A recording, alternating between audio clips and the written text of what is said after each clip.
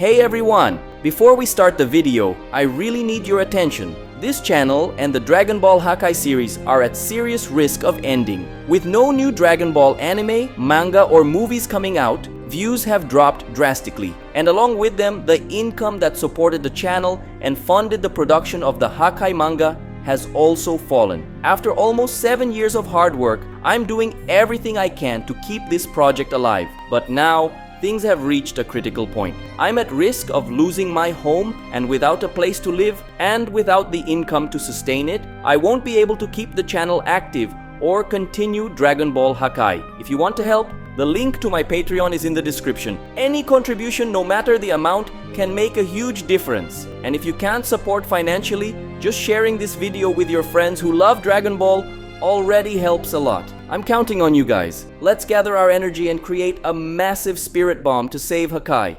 What's up, fam? First off, I just want to say a massive thank you for all the insane feedback you've been giving this series. Dragon Ball Shinken has become one of the most beloved series on the channel, and that's all thanks to every single one of you dropping comments, sharing, and showing constant support. Today, we're diving into another epic chapter of this multiversal journey, where Goku and Vegeta travel across dimensions, facing off against the strongest warriors from every reality.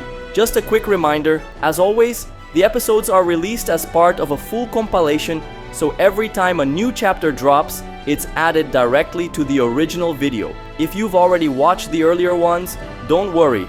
Everything is clearly marked in the video, so you know exactly where the new part begins. So you know the drill.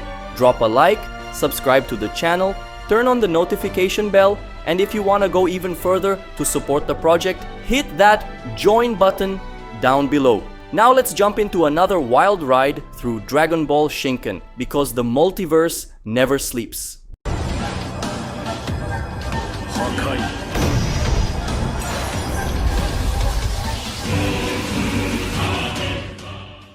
Previously on Dragon Ball Shinken, when the evil Daishinkan, father of the evil angels, reached an apparently unbeatable level of power thanks to the evil seed, Gogeta and Vegito had only one way to surpass him: fusion. From the fusion of Gogeta and Vegito, Gogito was born, a being of practically limitless power. And as soon as Gogito was born, a mysterious entity called Perpetuous, who claims to be one of the supreme entities, summoned him for a conversation and named him an Omnishin, a being responsible for maintaining the balance of an omniverse, a collection of multiple alternate realities. Gogito, using extraordinary power, manages to defeat the evil Daishinkan. But what happens next? Find out now.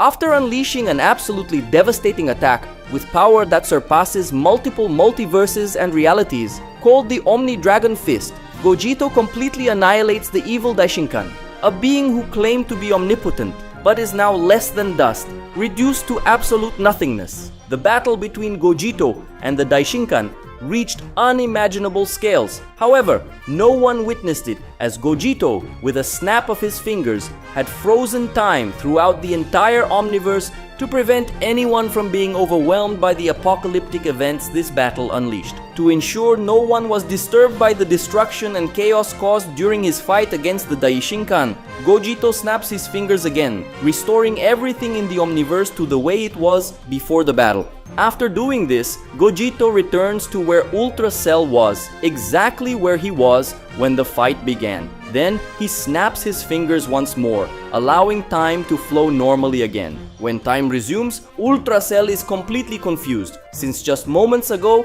the Daishinkan was right there, near him and Gogito. But now he's nowhere to be seen. Gogito smiles at Cell and tells him the fight is over, obviously leaving the most powerful android of all absolutely baffled and shocked. Gogito then invites Cell to join him in meeting with the other survivors of the war. He now intends to use his nearly limitless powers to fix all the chaos the evil angels have caused over time, and also bring back everyone who perished in this war, and even before it. However, to both Cell's and Gogito's surprise, the Omnishin suddenly vanishes, Before he can even react, Gogito finds himself at the top of Infinity, the headquarters of the Dimensional Patrol. There, he encounters Kronos and Gaia once again. Clearly, they were the ones who brought him back to this place. Gogito asks why they brought him there, saying that he still has a task to complete in the great universe. Gaia counters him, stating that in reality, Gogito has already fulfilled his mission there, so there's no longer any reason for him to be there. Kronos reminds him that Gogeta's mission in that place was to find the cause of the interdimensional imbalance and deal with it. That mission has already been completed with the defeat of the Daishinkan and his evil angels. Gogito insists that he wants to repair all the damage done there and bring back those who died, stubbornly claiming that he hasn't finished what he needs to do yet. Gogito, intending to disobey Kronos and Gaia, tries to teleport back to the great universe. However, to his surprise, nothing happens. Gogito asks what's going on, saying that he should be able to do basically anything, especially something as simple as teleporting. But Kronos tells him that he better not get too arrogant. Indeed, in his Omniverse, he is absolute, but here at the top of Infinity, he is not much of anything. Gogito asks why that is and what makes this place different from where he was before. Kronos responds that the top of Infinity is a step beyond the omniverses, just as an omniverse is a step beyond the multiple multiverses and realities that compose it. Gogito has omniversal level power, but that means nothing at the top of Infinity, a reality that exists beyond omniverses. Gaia sums up everything Kronos just explained by simply stating that here, Gogito has no power because this is a reality even beyond his own abilities. Gogito becomes very frustrated by this and asks why they took him out of the great universe before he could fix things. They don't have Dragon Balls there, so if Gogito doesn't fix things, the damage will be irreversible. Kronos responds that that dimension must deal with its own losses, as that too is part of the balance of things, even if the misfortunes that occurred there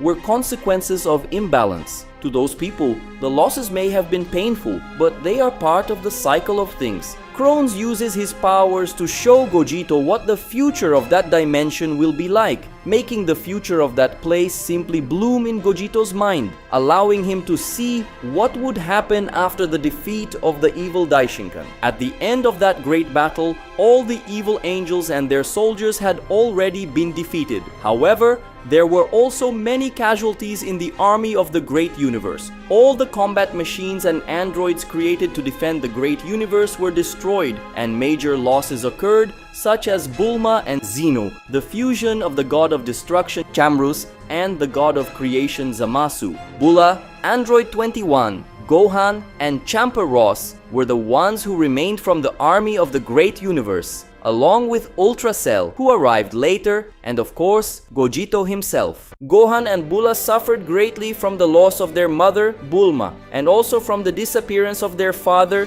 Vegito, who had fused with Gogeta shortly before vanishing, becoming Gogito. But Gohan and Bula managed to overcome their grief and rise above it. They restored the Galactic Patrol, which had been almost entirely destroyed by the evil angels. Gohan became the new commander of the Galactic Patrol, and Bula became the head of the technology department, with Android 21 as her main deputy. Over the years, they managed to make the Galactic Patrol of the great universe more powerful than it had ever been. Champa Ross also suffered greatly from the disappearance of his father, Chamrus, who had fused with Zamasu to become Zeno, who later merged with the very universe to prevent its destruction. But Champa Ross also overcame his grief, and as Chamrus' son, took on his responsibilities and became the new god of destruction of the great universe. At first, his reign was very difficult since he had no guiding angel or god of creation to assist him. However, Champa Ross discovered that the Daishinkan had secretly trained an angel on his home planet, and that angel, named Merus, ended up becoming his guide. Shortly afterward, Champa Ross also found the home planet of the Supreme Kaiser Masu and recruited the most promising member of his race to become the new god of creation of the great universe. Zeno, after merging with the great universe, became a cosmic force, present in absolutely everything within the universe. In the end, the losses caused by the battle against the evil angels were catastrophic, but the great universe overcame them and managed to regain its balance. Seeing all of this, Gogito felt happy, knowing that everyone moved forward despite their pain and managed to start anew. Krones, finishing his transmission into Gogito's mind, tells him that this is the greatest power of mortals, the ability to overcome adversity and start again. After showing Gogito that things are fine in the great universe, Krones says it's time to discuss his next mission. But Gogito interrupts him, saying that first he wants answers about what happened to him before the battle against the Daishinkan. He wants to know if Krones has ever heard of a being called Perpetuous,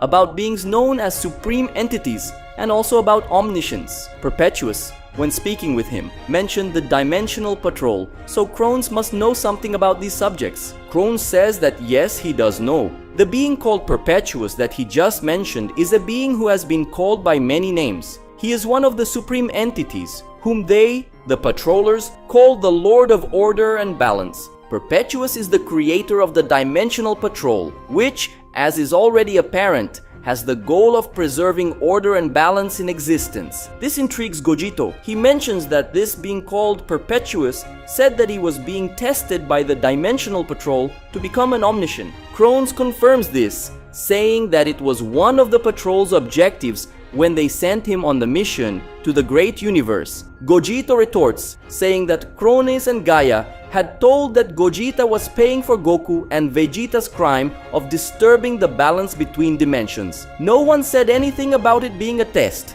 Gaia justifies this by saying that it would have been too much information for Gogeta to process at that moment, so they withheld certain details. Krones adds that they didn't lie. Yes, Gogeta was paying for Goku and Vegeta's crimes of disrupting dimensional order, and he wasn't lying when he said that their reality was also threatened by this imbalance. They just didn't tell the whole truth. Gogito then asks what the whole truth is. Krones explains that Goku and Vegeta did indeed disturb the dimensional balance, triggering a chain reaction. However, this effect only extends to a part of their omniverse, and the fact is, they were only able to cause this imbalance because their omniverse was already suffering from certain factors that had been shaking its stability. In other words, the barriers between realities were already partially damaged, and they just made things worse. Krones reveals that the one who started it all was the Lord of Chaos and his servants, who have been attacking omniverses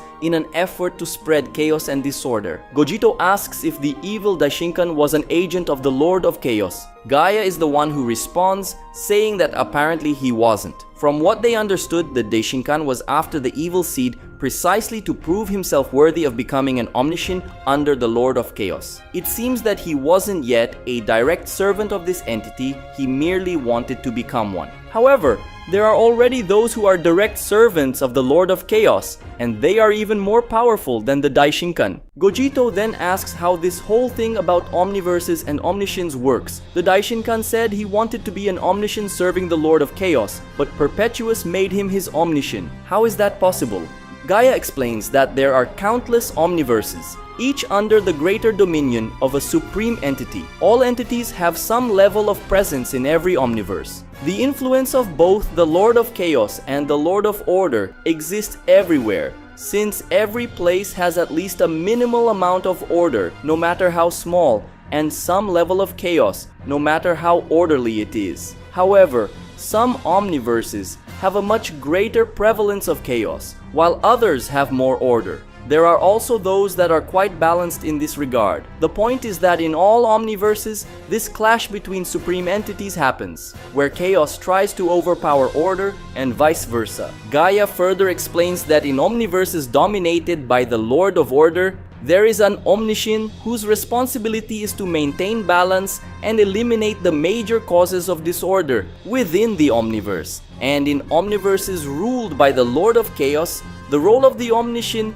is precisely to uphold disorder and malevolence. Krones states that the supreme entities are constantly vying for influence, which means the Lord of Chaos is always trying to spread chaos where there is order, just as the Lord of Order is always trying to bring order where there is chaos. These entities wage this eternal battle, seeking to expand their influence. Gogito is starting to understand, but what he really wants to know is what all of this has to do with him. Crones explains that as an Omniscient serving the Lord of Order, he will have to maintain order in the Omniverse he has been assigned to. That means dealing with extreme outbreaks of chaos, as well as possible attacks from the agents of chaos. Gogito asks if all members of the Dimensional Patrol are Omniscients, including Crones and Gaia, but Crones says that maybe another time he'll talk more about each patrol member's role. There's no reason for Gogito to know that right now. Gogito sighs and thinks for a moment. After some contemplation, he says that he has absolutely no desire to be an Omniscient and act as a pawn for these so-called supreme entities.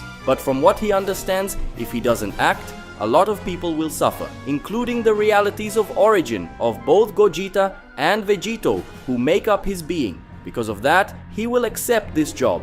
With an extremely simple gesture, Crones points his hand at Gogito, and at that moment, the fusion is simply undone. But something bizarre happens. The separation of Gogito doesn't bring back Gogeta and Vegito. It brings back Goku and Vegeta. Goku and Vegeta exchange surprised looks and ask what the hell is going on. Crones says that he had previously promised Gogeta that he would undo the fusion and bring Goku and Vegeta back. Since Gogeta performed well on his mission, he decided to keep that promise. Vegeta says something is off. If two fusions had been merged, then separating them should have brought back Gogeta and Vegito, or else resulted in two Gokus and two Vegetas. Crones says he chose to bring back Goku and Vegeta instead of Gogeta and Vegito because they are the original individuals who make up those fusions. But Goku says there's been a mistake because he isn't just one Goku, he's actually two Gokus. Vegeta also complains, saying that he in reality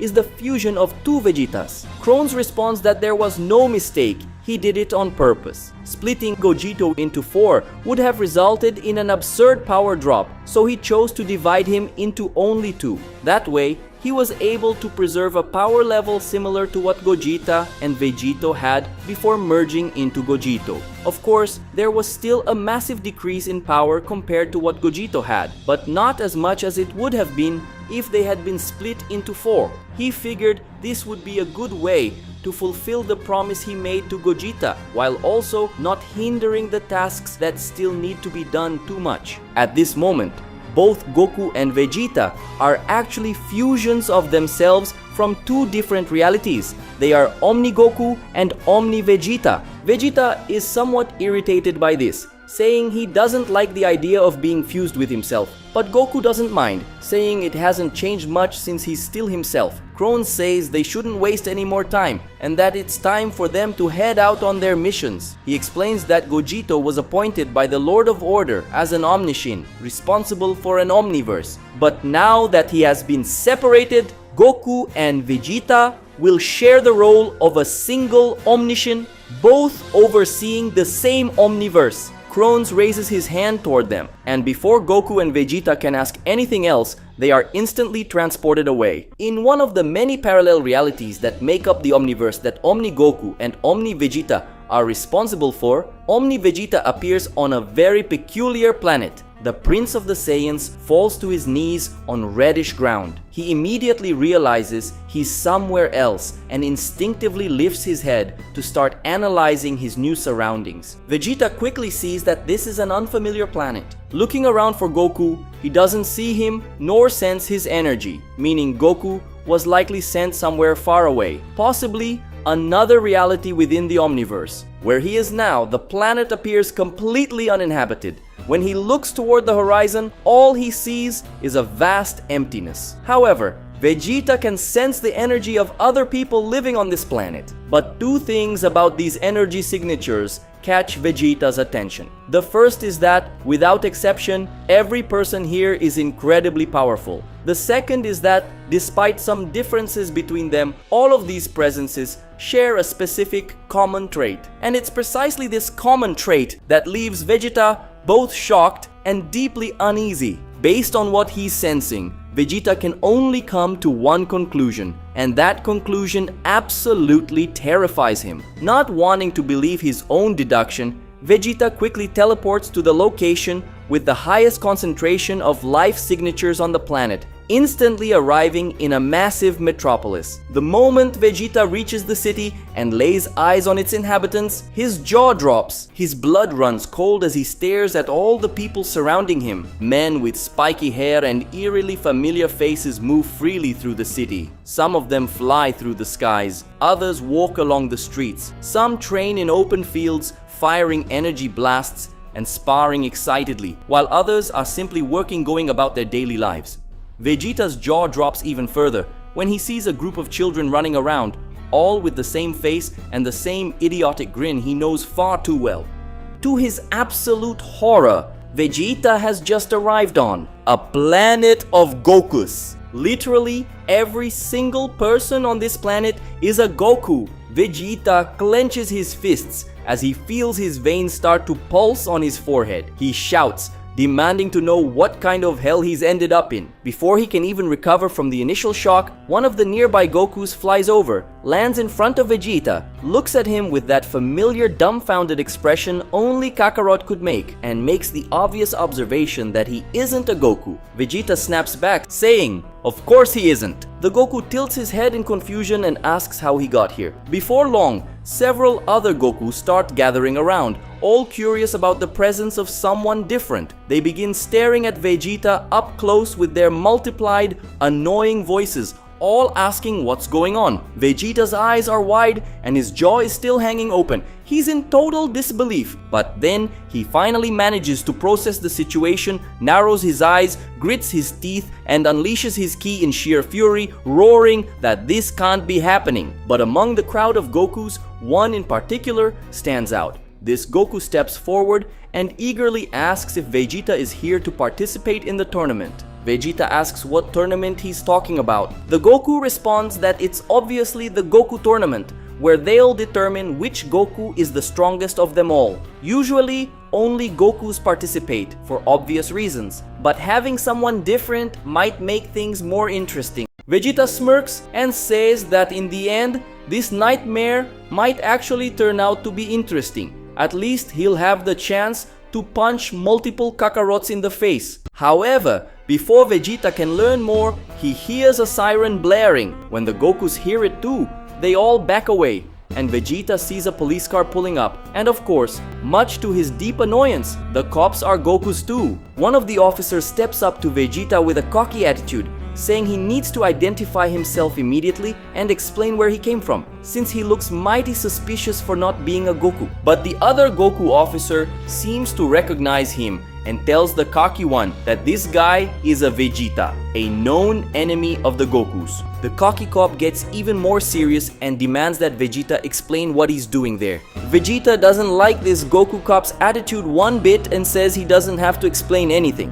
The officer, who clearly isn't the brightest, pulls out a gun and points it at Vegeta, saying that if he's not gonna talk, then he's going to jail. Vegeta finds it funny to see a Goku pointing a little toy like that at him and says that kind of thing would never work on him. The Goku cop replies, saying that they'll find out soon, and then fires at Vegeta. But to Vegeta's surprise, what comes out of the gun isn't a normal shot. It's a spirit bomb, and a powerful one. Vegeta reacts quickly, dodging the spirit bomb. To avoid hitting the city, it curves up into the sky after missing him, soaring high and exploding far above the planet. The explosion is colossal, with power Vegeta recognizes as capable of wiping out multiple universes. Vegeta is left stunned, barely able to believe that such an insane attack came from that cop's little gun, something strong enough to destroy an ordinary multiverse. It turns out that the power level of this Goku planet, and really this entire alternate reality, is way beyond anything from Dragon Ball Super. In fact, even a random Goku from this planet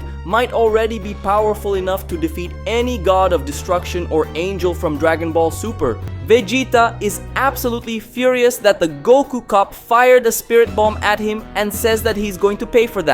Vegeta and the officer are just about to throw down when suddenly another Goku appears in front of them via instant transmission, and to Vegeta's surprise, this Goku is wearing a suit and tie. As soon as this Goku shows up, all the others bow and treat him with total respect. everyone calls him Mr. President. This is President Goku, the highest authority on the planet. Unlike the cop, President Goku treats Vegeta with full courtesy, saying it's an immeasurable honor to receive such a distinguished visitor to his humble planet. Vegeta is dumbfounded seeing this Goku all dressed up and speaking so prim and proper, and he asks what kind of Kakarot this is. President Goku tells Vegeta that it's great to have someone different on the planet and invites him to learn more about it. Vegeta wants to refuse since he thinks he already knows Kakarot more than enough, way more than he'd like to actually. However, Vegeta starts thinking it over and concludes that if the Dimensional Patrol sent him specifically to this planet,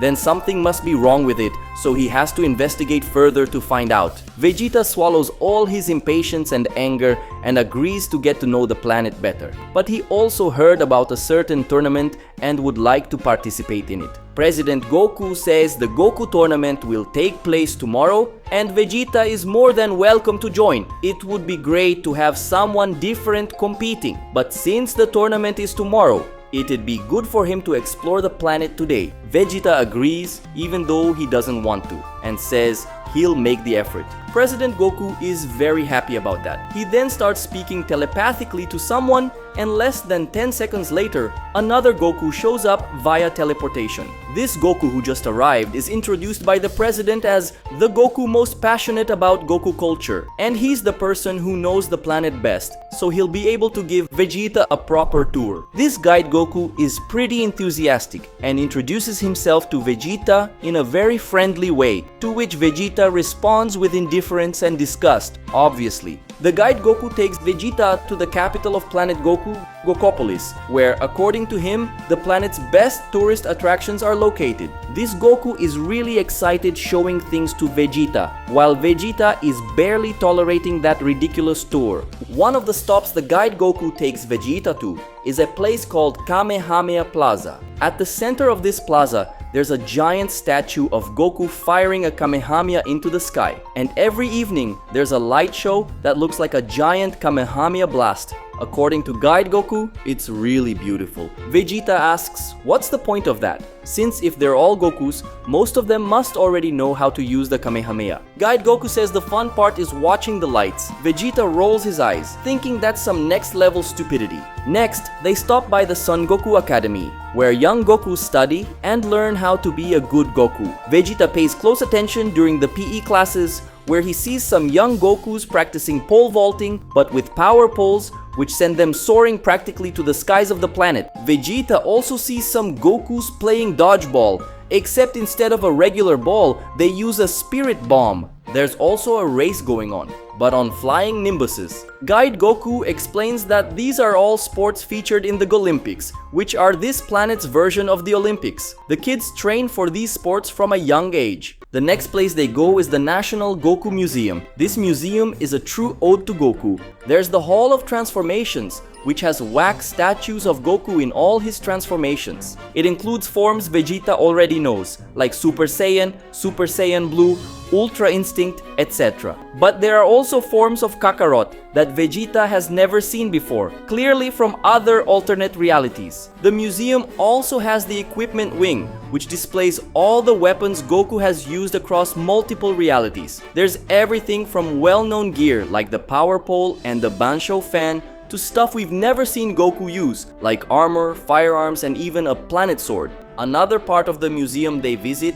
is the combat wing, where various images and videos of battles Gokus have fought are shown. In this wing, Vegeta sees familiar fights like Goku vs. Cell or Goku vs. Majin Buu, but he also sees battles that never happened in the main reality. And to further annoy Vegeta, at the end of the tour, there's a gift shop where everything sold is Goku related. Goku action figures beating up a villain, shirts or hats with Goku designs, you name it. Vegeta wonders how it's even possible for people to have this much self-love. Tired of seeing so much about the wondrous feats of Kakarot, Vegeta says he's had enough of this tour and just wants to get some rest somewhere before tomorrow's tournament. Guide Goku gets excited about that too and says Vegeta's gonna love the hotel. Guide Goku takes Vegeta to a hotel called Sun Resort, a large luxury hotel located in the center of Gokopolis. When Vegeta arrives at the hotel, the guide says goodbye and lets him know he'll swing by early tomorrow to take him to the tournament grounds. Vegeta just ignores him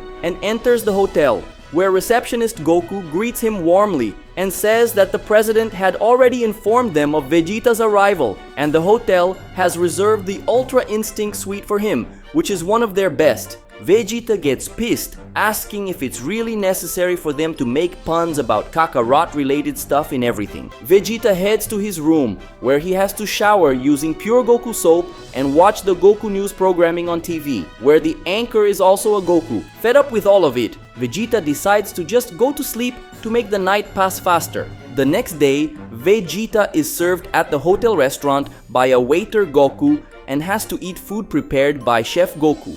The dish served to him is a pancake shaped like a serrated disc called Destructo Disc, along with a bunch of dinosaur meat from the new Mount Paozu. Vegeta reluctantly admits that at least the food is delicious, which makes sense after all. If a Kakarot decides to learn how to cook, he'd probably go all in, since he loves eating. After Vegeta finishes eating, Guide Goku shows up again, this time to take him to the tournament venue. The Goku tournament will take place in the Coliseum, which is basically Colosseum spelled with a Ku instead of a Ko. The place is huge and absolutely packed with Gokus of all kinds. Thousands of Gokus fill the stands, shouting and jumping. At the center of the arena, a presenter Goku starts speaking, thanking everyone for attending the 1001st Goku tournament. And he announces that this time the tournament will be very different because for the first time ever, they have a challenger who's not a Goku. When the presenter announces this, the stands erupt in excited cheers. Vegeta walks slowly down the entrance walkway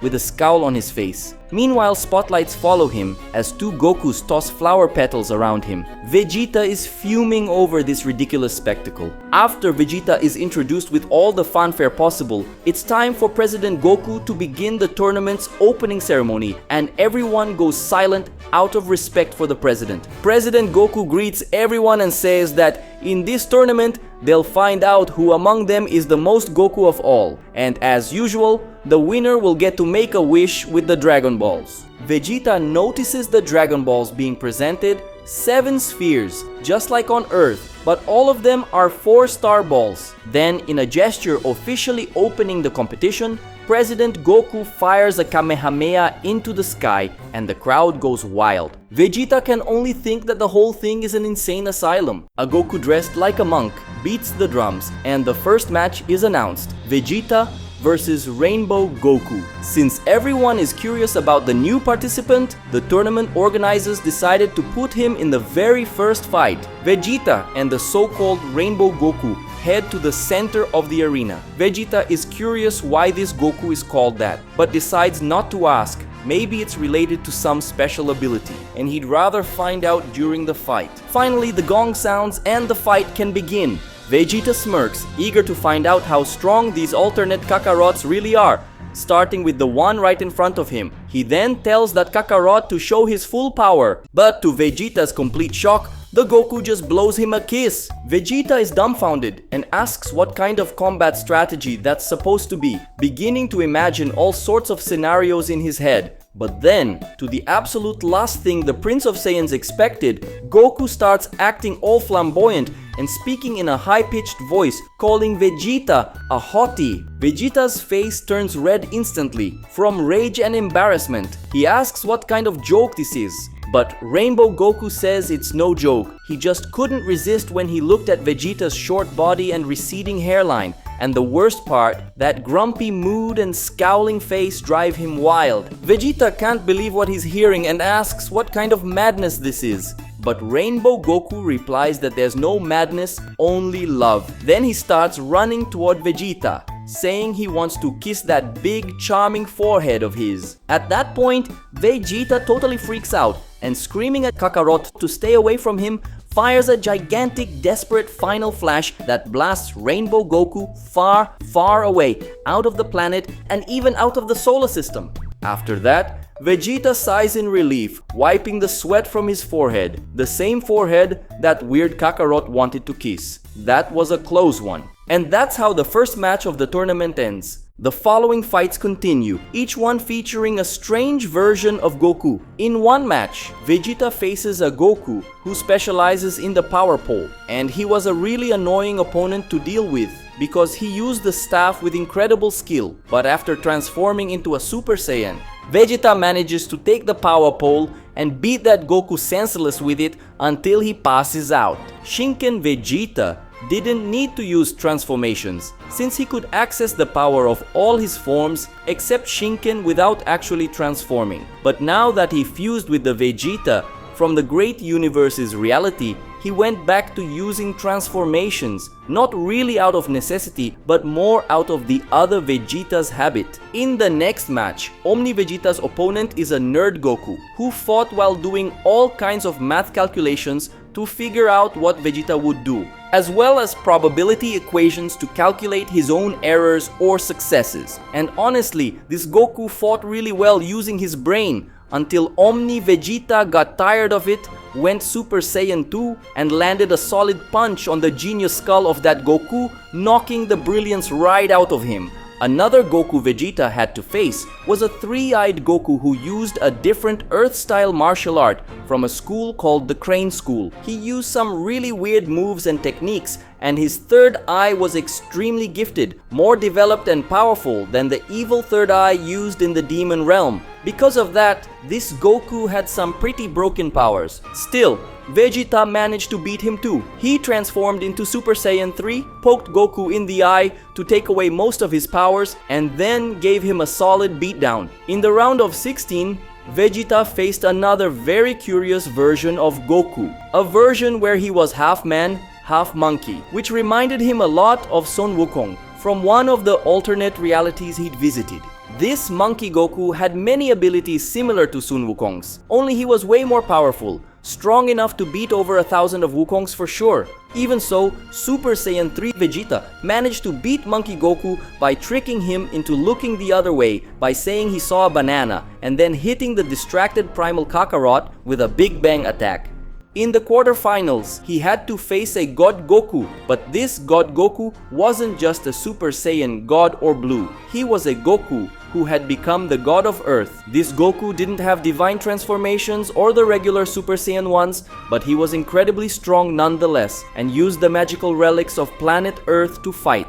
Using a super flying Nimbus, he could reach incredible speeds, fast enough to cut through entire universes in seconds. He also used a Super Bansho fan, which created winds powerful enough to sweep away a normal multiverse like it was a grain of sand. He was also a master of a superpower pole, which could stretch across an entire multiverse and split galaxies in half with a single hit. On top of that, whenever God Goku needed more power, he drank something called Super Ultra Divine Water, which boosted his strength even more. Transformed into a Super Saiyan God, OMNI Vegeta blew up the super flying Nimbus to disperse it temporarily, snatched the super power pole and tossed it to another galaxy, destroyed the Super Bansho fan with a Hakai, and spilled all the Super Ultra Divine Water on the ground. With that, Vegeta left God Goku with no resources and gave him a solid thrashing. In the semi-finals, Vegeta faced a more interesting version of Kakarot, who actually preferred to be called Turles.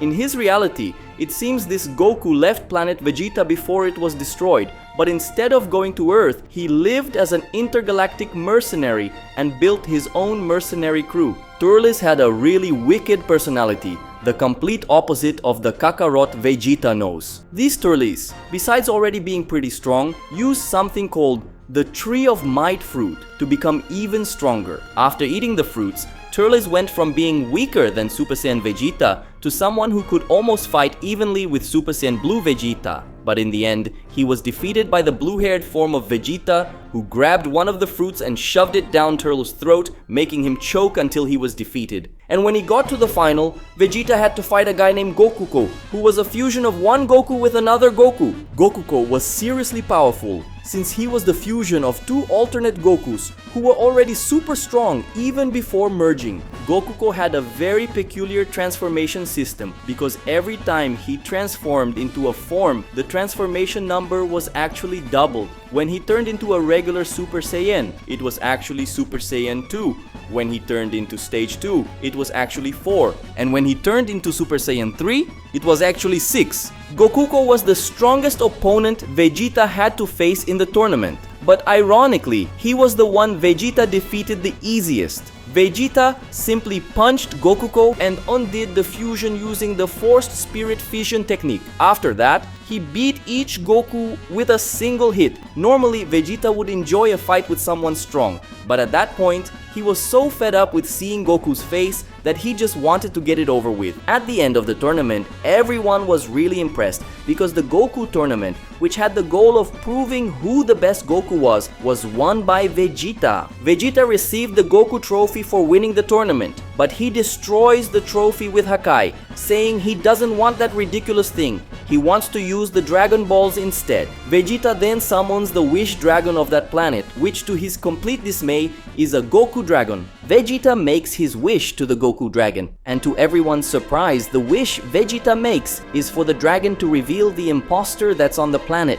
President Goku doesn't understand anything, asking what Vegeta means by imposter. Vegeta explains to the president that actually he's an omniscient, someone responsible for maintaining balance across multiple realities. Clearly someone here is messing around with the multiverse, gathering so many versions of Kakarot and making them live in this absurd world as if it were the most normal thing ever. President Goku is outraged when Vegeta says that and asks what's wrong with their world. Vegeta asks if he seriously doesn't notice how weird all this is. A planet where there's only one person and everyone worships everything that person does and is. Obviously, someone on this planet is deeply obsessed with Kakarot, and that person must be the one behind all this. He already has an idea of who it is, but he wants the dragon to reveal it so there's no doubt. At that moment, the dragon's magic makes one Goku among the crowd stand out, and that Goku is sitting in the stands of the Coliseum.